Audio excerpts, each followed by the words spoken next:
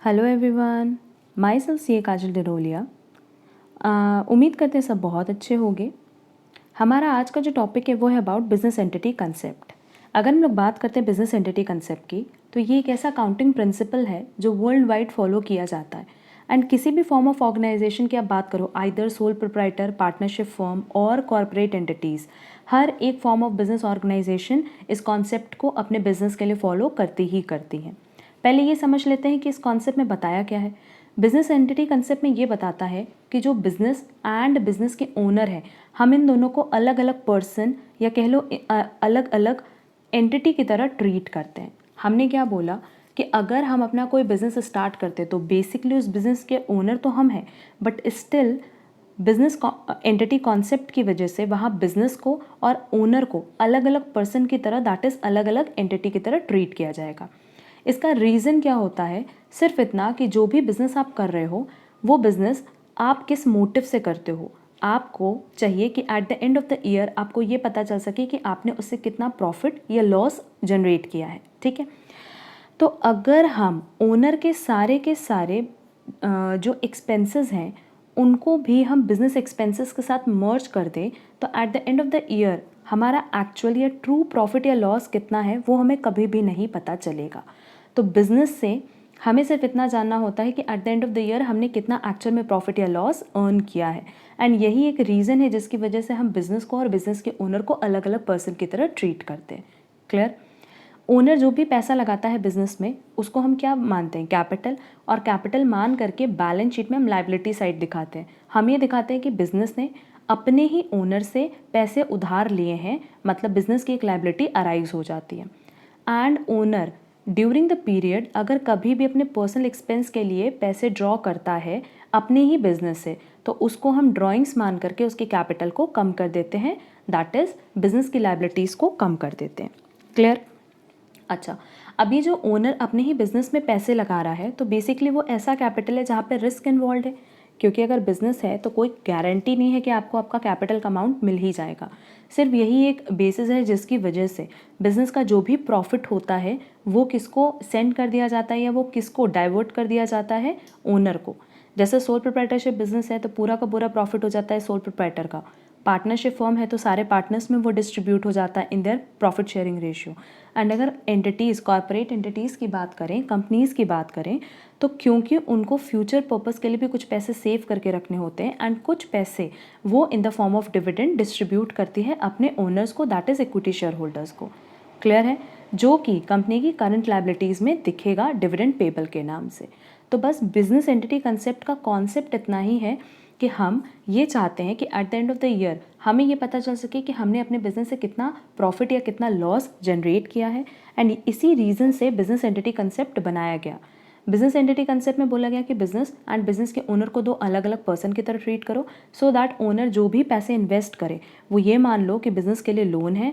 And अगर कभी owner अपने पर्सनल पर्पस के लिए बिजनेस से पैसे विड्रॉ करे तो ये मान लिया जाएगा कि वहाँ पे उसके कैपिटल को हमें रिड्यूस करना है, दैट इज़ ड्राइंग्स मान करके हम उसको रिड्यूस कर देते हैं। क्लियर? देखो हमने लिखा है कि बिजनेस एंटिटी कंसेप्ट क्या है। Entity concept states that business enterprise is a separate identity apart from its owner. मतलब इसको क्या ट्रीट किया जाता है? इसको सेपरेट ट्रीट किया जाता है। बिजनेस एंटरप्राइजेस को अलग ट्रीट किया जाता है। किससे? उसके ओनर से। Accountants should treat a business as distinct from its owner. Business transactions are recorded in the business books of accounts. मतलब बिजनेस से रिलेटेड जितना भी आपका ट्रांजेक्शन है वो तो आपके बिजनेस बुक्स में हम रिकॉर्ड करेंगे, और ओनर्स के पर्सनल जितने भी ट्रांजेक्शन हैं उनको उनकी पर्सनल बुक्स ऑफ अकाउंट्स में मेंशन करेंगे। The practice of distinguishing the affairs of the business from the personal affairs of the owners originated only in the early days of the double entry bookkeeping. And this basic concept is applied to all the organizations, whether sole proprietor or partnership or corporate entities. इसमें भी clearly यही चीज़ बोला है कि जो business और business के owner हैं हम उनको अलग अलग पर्सन की तरह ट्रीट करते हैं, और अकाउंटेंट भी यही काम करते हैं कि उन दोनों को अलग अलग पर्सन की तरह ट्रीट करता है। इसीलिए जो उनकी पर्सनल ट्रांजैक्शंस होंगे उनको उनके पर्सनल बुक्स में रिकॉर्ड करेगा, और जो ओनर की जो पर्सनल ट्रांजैक्शन है उनको उनके पर्सनल बुक्स में मेंटेन करेगा। बट जो भी बिजनेस से रिलेटेड ट्रांजैक्शन है उनको बिजनेस बुक्स ऑफ अकाउंट्स में मेंटेन करेंगे। ठीक, entity concept means that the enterprise is liable to the owner for capital investment made by the owner. ये तो क्लियर है कि जो भी पैसा ओनर अपने बिजनेस में इन्वेस्ट करता है उसको हम कैपिटल बोलते हैं। और इस कैपिटल के लिए कौन लायबल होगा? इस कैपिटल के लिए लायबल होगा एंटरप्राइज, क्योंकि एंटरप्राइज उसको रिटर्न करेगा। Since the owner invested capital which is also called risk capital, तो फिर उस केस में वो क्या क्लेम करेगा? भाई वो रिस्क ले रहा है तो उसको बदले में प्रॉफिट चाहिए। He has claim on the profit of the enterprise. A portion of profit is apportioned to the owner and is immediately payable becomes current liability in the case of corporate entities। देखो clearly यहाँ पे यही बोला है कि जो भी sole proprietorship में प्रॉफिट होता है वो तो सोल प्रोप्राइटर का होता है, पार्टनरशिप फॉर्म में पार्टनर का हो जाता है। बट अगर कंपनीज़ की बात करो तो कंपनीज़ में उनको डिविडेंड मिलता है, और जो डिविडेंड उनको डिस्ट्रीब्यूट किया जाता है या फिर कह लो कि अनाउंस किया जाता है, डिक्लेयर किया जाता है, उसको हम कहाँ दिखाते हैं? करंट लायबिलिटीज़ में। तो क्योंकि आपने ऐसा कैपिटल लगाया है जहाँ पे रिस्क इन्वॉल्व है कि बदले में आपको वो आपका कैपिटल मिलेगा या नहीं मिलेगा, इसीलिए आपके फॉर्म ऑफ ऑर्गेनाइजेशन से जो भी प्रॉफिट आएगा उस पर कौन क्लेम कर सकता है? उस पर पूरा का पूरा क्लेम कर सकता है ओनर। क्लियर है? ये पॉइंट यहाँ पे लिखा भी हुआ है। तो ओवरऑल बिजनेस एंटिटी कंसेप्ट सिर्फ इतना ही था। इन शॉर्ट हम बताएं 2 लाइन में, तो पहला कि बिज़नेस को और बिज़नेस के ओनर को अलग अलग पर्सन की तरह ट्रीट किया जाता है, एंड दूसरा इसका रीज़न सिर्फ इतना है सो दैट हमें at the end of the year ये पता चल सके कि हमने अपने बिज़नेस से कितना प्रॉफिट अर्न किया या कितना लॉस अर्न किया। एक छोटा सा एग्जाम्पल ले लो, मान लो हमने अपने बिज़नेस के लिए 10,000 यूनिट्स परचेज़ किया है, ठीक, एंड उसमें से 5,000 यूनिट्स अगर हम अपने पर्सनल पर्पज़ के लिए यूज़ कर ले, बिजनेस एंटिटी कंसेप्ट अगर फॉलो ना कर रहे होते तो बुक्स में हम क्या दिखाते कि हमने 10,000 यूनिट्स खरीदा है और मार्केट में 5,000 यूनिट्स को बेचा है। ठीक है, तो आप खुद सोचो कि 10,000 यूनिट को अगर हमने 10,000 रुपये पे भी खरीदा है तो 5,000 यूनिट को हम कितने पे बेचेंगे? 6,000 पे बेच देंगे, थोड़ा सा प्रॉफिट ऐड करके। But still at the end of the year आपको क्या दिखेगा? लॉस। तो आपको ये लगेगा कि ये जो बिज़नेस आप रन कर रहे हो ये एक्चुअली में रन करने लायक नहीं है, रीज़न बीइंग कि आपको लॉस हो रहा है। क्यों ऐसा हुआ? क्योंकि आपने बिजनेस एंटिटी कॉन्सेप्ट फॉलो नहीं किया। एंड अगर आप बिजनेस एंटिटी कॉन्सेप्ट फॉलो करते तो जो भी ड्राइंग्स हुई है ओनर की उसको हम क्या करते? परचेजेस से लेस कर देते। हम यही करते हैं ना कि जो भी ट्रेडिंग में हम परचेजेस दिखाते हैं वहाँ से हम ड्राइंग्स करके लेस कर देते कि 5,000 का आइटम तो ओनर ने विड्रॉ कर लिया था।